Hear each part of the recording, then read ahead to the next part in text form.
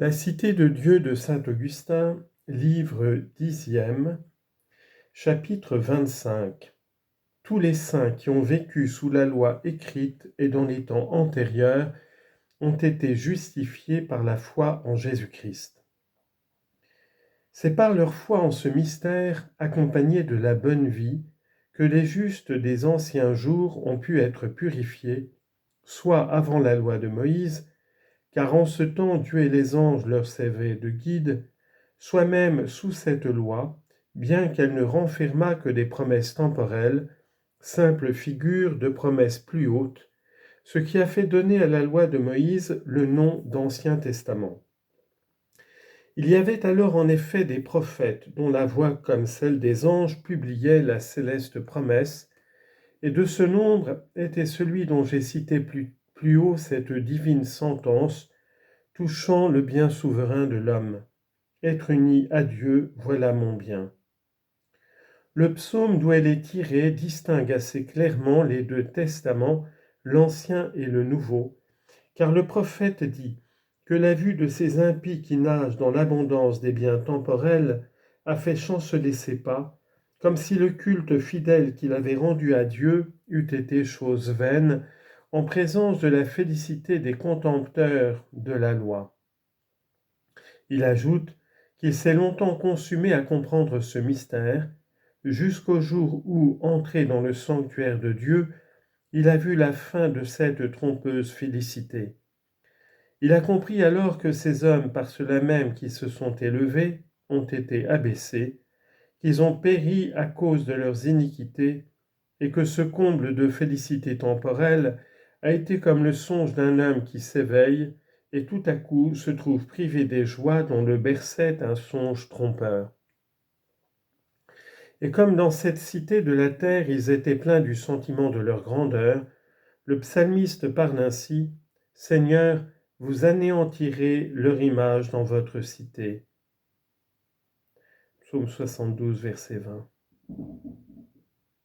Il montre toutefois combien il lui a été avantageux de n'attendre les biens mêmes de la terre que du seul vrai Dieu, quand il dit « Je suis devenu semblable devant vous à une bête brute, et je demeure toujours avec vous. » Psaume 72, verset 22.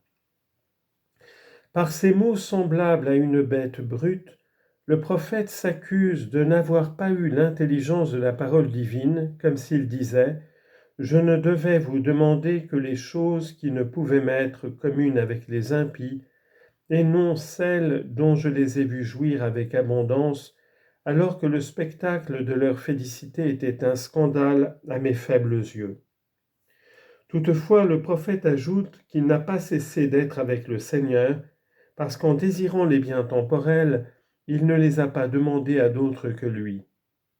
Il poursuit en ces termes : « Vous m'avez soutenu par la main droite, me conduisant selon votre volonté et me faisant marcher dans la gloire. » Marquant par ces mots la main droite que tous les biens possédés par les impies et dont la vue l'avait ébranlé sont choses de la gauche de Dieu. Puis il s'écrie : « Qu'y a-t-il au ciel et sur la terre que je désire si ce n'est vous ?» Il se condamne lui-même, il se reproche, ayant au ciel un si grand bien, mais dont il n'a eu l'intelligence que plus tard, d'avoir demandé à Dieu des biens passagers, fragiles, et pour ainsi dire une félicité de boue. « Mon cœur et ma chair, dit-il, sont tombés en défaillance, ô Dieu de mon cœur. » Heureuse défaillance qui a fait quitter les choses de la terre pour celles du ciel. Ce qui lui fait dire ailleurs : « Mon âme enflammée de désir tombe en défaillance dans la maison de Dieu. »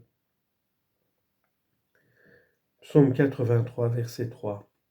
Et dans un autre endroit : « Mon âme est tombée en défaillance dans l'attente de votre salut. » Psaume 118, verset 81.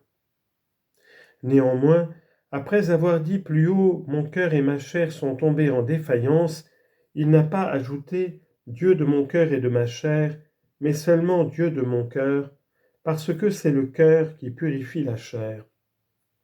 C'est pourquoi notre Seigneur a dit, « Purifiez d'abord le dedans, et le dehors sera pur. » Matthieu chapitre 23, verset 26. Le prophète continue et déclare que Dieu même est son partage et non les biens qu'il a créés. Dieu de mon cœur, dit-il, Dieu de mon partage pour toujours. Psaume 72, verset 25. Voulant dire par là que, parmi tant d'objets où s'attachent les préférences des hommes, il trouve Dieu seul digne de la sienne. Car, poursuit-il, voilà que ceux qui s'éloignent de vous périssent, et vous avez condamné à jamais toute âme adultère. Psaume 72, verset 26. Entendez, toute âme qui se prostitue à plusieurs dieux. Ici, en effet, se place ce mot qui nous a conduit à citer tout le reste. Être uni à Dieu, voilà mon bien, c'est-à-dire mon bien est de ne point m'éloigner de Dieu, de ne point me prostituer à plusieurs divinités. Or, en quel temps s'accomplira cette union parfaite avec Dieu? Alors seulement que tout ce qui doit être affranchi en nous sera affranchi. Jusqu'à ce moment, qu'a-t-il à faire? Ce qu'ajoute le psalmiste, mettre son espérance en Dieu. Verset 27. Or, comme l'apôtre nous l'enseigne, lorsqu'on voit ce qu'on a espéré, ce n'est plus espérance. Car qui espère ce qu'il voit déjà? Mais si nous espérons ce que nous ne voyons pas, nous l'attendons d'un cœur patient. Romains chapitre 8, versets 24 et 25. Soyons donc fermes dans cette espérance, suivant le conseil du psalmiste, et devenons nous aussi, selon notre faible pouvoir, les anges de Dieu, c'est-à-dire ses messagers, annonçant sa volonté et glorifiant sa gloire et sa grâce, afin de chanter vos louanges, ô mon Dieu, devant les portes de la fille de Sion. Psaume 62, verset 28. Sion, c'est la glorieuse cité de Dieu, celle qui ne connaît et n'adore qu'un seul Dieu, celle qu'ont annoncé les saints anges qui nous incitent à devenir leurs concitoyens. Ils ne veulent pas que nous les adorions comme nos dieux, mais que nous adorions avec eux leur Dieu et le nôtre. Ils ne veulent pas que nous leur offrions des sacrifices, mais que nous soyons comme eux un sacrifice agréable à Dieu. Ainsi donc, quiconque y réfléchira sans coupable obstination ne doutera pas que tous ces esprits immortels et bienheureux, qui loin de nous porter envie, car ils ne seraient pas heureux s'ils étaient envieux, nous aiment au contraire et veulent que nous partagions leur bonheur, ne nous soient plus favorables si nous adorons avec eux un seul Dieu, Père, Fils et Saint-Esprit, que si nous leur offrions à eux-mêmes notre adoration et nos sacrifices. Chapitre 26 des contradictions de Porphyre flottant incertain entre la confession du vrai Dieu et le culte des démons. J'ignore comment cela se fait, mais il me semble que Porphyre rougit pour ses amis les théurges. Car enfin tout ce que je viens de dire, il le savait, mais il n'était pas libre de le maintenir résolument contre le culte de plusieurs dieux. Il dit en effet qu'il y a des anges qui descendent ici-bas pour initier les théurges à la science divine, et que d'autres y viennent annoncer la volonté du Père et révéler ses profondeurs. Je demande s'il est croyable que ces anges dont la fonction est d'annoncer la volonté du Père veuillent nous forcer à reconnaître un autre Dieu que celui dont ils annoncent la volonté. Aussi Porphyre lui-même nous conseille-t-il excellemment de les imiter plutôt que de les invoquer. Nous ne devons donc pas craindre d'offenser ces esprits bienheureux et immortels, entièrement soumis à un seul Dieu, en ne leur sacrifiant pas, car ils savent que le sacrifice n'est dû qu'au seul vrai Dieu, dont la possession fait leur bonheur, et dès lors ils n'ont garde de le demander pour eux, ni en figure ni en réalité.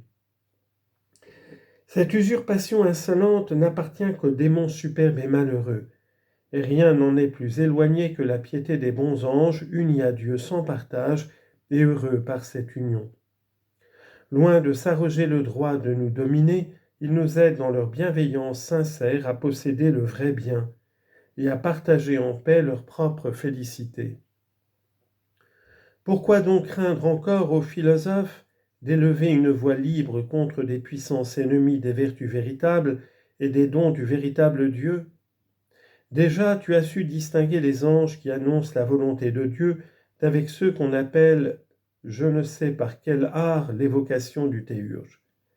Pourquoi élever ainsi ces esprits impurs à l'insigne honneur de révéler des choses divines? Et comment seraient-ils les interprètes des choses divines, ceux qui n'annoncent pas la volonté du Père? Ne sont-ce pas ces mêmes esprits qu'un envieux magicien a enchaînés par ses conjurations pour les empêcher de purifier une âme sans qu'il fût possible, c'est toi qui le dis, à un théurge vertueux de rompre ses chaînes et de replacer cette âme sous sa puissance? Quoi? Tu doutes encore que ce ne soit de mauvais démons? Mais non, tu feins sans doute de l'ignorer. Tu ne veux pas déplaire aux théurges vers lesquels t'as enchaîné une curiosité décevante et qui t'ont transmis comme un don précieux cette science pernicieuse et insensée. Oses-tu bien élever au-dessus de l'air jusqu'aux régions sidérales ces puissances ou plutôt ces pestes moins dignes du nom de souveraines que de celui d'esclaves, et ne vois-tu pas qu'en faire les divinités du ciel, c'est infliger au ciel un opprobre?